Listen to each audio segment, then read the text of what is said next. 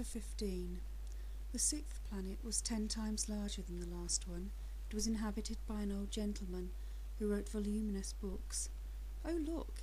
Here is an explorer," he exclaimed to himself when he saw the little prince coming. The little prince sat down on the table and panted a little. He had already travelled so much and so far. "Where do you come from?" the old gentleman said to him. "What is that big book?" said the little prince. "What are you doing?" "I am a geographer," said the old gentleman. "What is a geographer?" asked the little prince. "A geographer is a scholar who knows all about the location of seas, rivers, towns, mountains, and deserts." "That is very interesting," said the little prince. "Here at last is a man who has a real profession." And he cast a look around him at the planet of the geographer. It was the most magnificent and stately planet he had ever seen.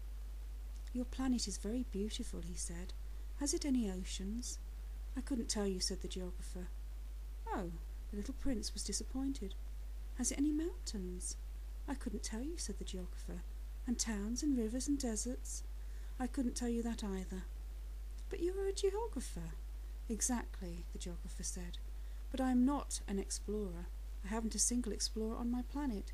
It is not the geographer who goes out to count the towns, the rivers, the mountains, the seas, the oceans, and the deserts. The geographer is much too important to go loafing about.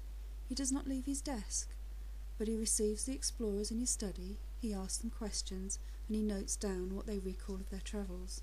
And if the recollections of only one among them seem interesting to him, the geographer orders an inquiry into that explorer's moral character. Why is that? Because an explorer who told lies would bring disaster on the books of the geographer. So would an explorer who drank too much. "Why is that?" said the little prince. "Because intoxicated men see double, and the geographer would note down 2 mountains in a place where there was only one." "I know someone," said the little prince, "who would make a bad explorer." "That is possible. Then, when the moral character of the explorer is shown to be good, an inquiry is ordered into his discovery." "One goes to see it?" "No, that would be too complicated, but one requires the explorer to furnish proofs. For example, if the discovery in question is that of a large mountain, one requires that large stones be brought back from it." The geographer was suddenly stirred to excitement. "But you come from far away. You are an explorer. You shall describe your planet to me." And having opened his big register, the geographer sharpened his pencil. The recitals of explorers are put down first in pencil. One waits until the explorer has furnished proofs before putting them down in ink. "Well," said the geographer expectantly.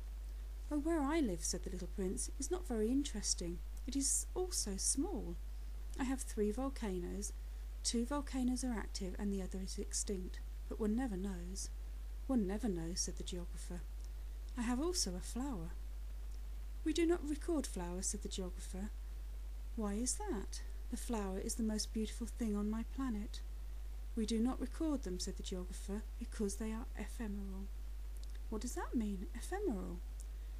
"Geography," said the geographer, "are the books which, of all books, are most concerned with matters of consequence. They never become old-fashioned. It is very rarely that a mountain changes its position.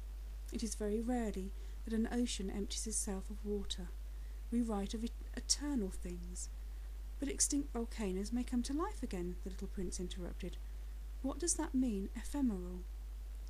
"Whether volcanoes are extinct or alive, it comes to the same thing for us," said the geographer. "The thing that matters to us is the mountain. It does not change." "But what does that mean, ephemeral?" repeated the little prince, who never in his life had let go of a question once he had asked it. "It means which is in danger of speedy disappearance." "Is my flower in danger of speedy disappearance?" "Certainly it is." "My flower is ephemeral?" the little prince said to himself. She only has 4 thorns to defend herself against the world, and I have left her on my planet all alone." That was his first moment of regret, but he took courage once more. "What place would you advise me to visit now?" he asked. "The planet Earth," replied the geographer. "It has a good reputation." And the little prince went away thinking of his flower.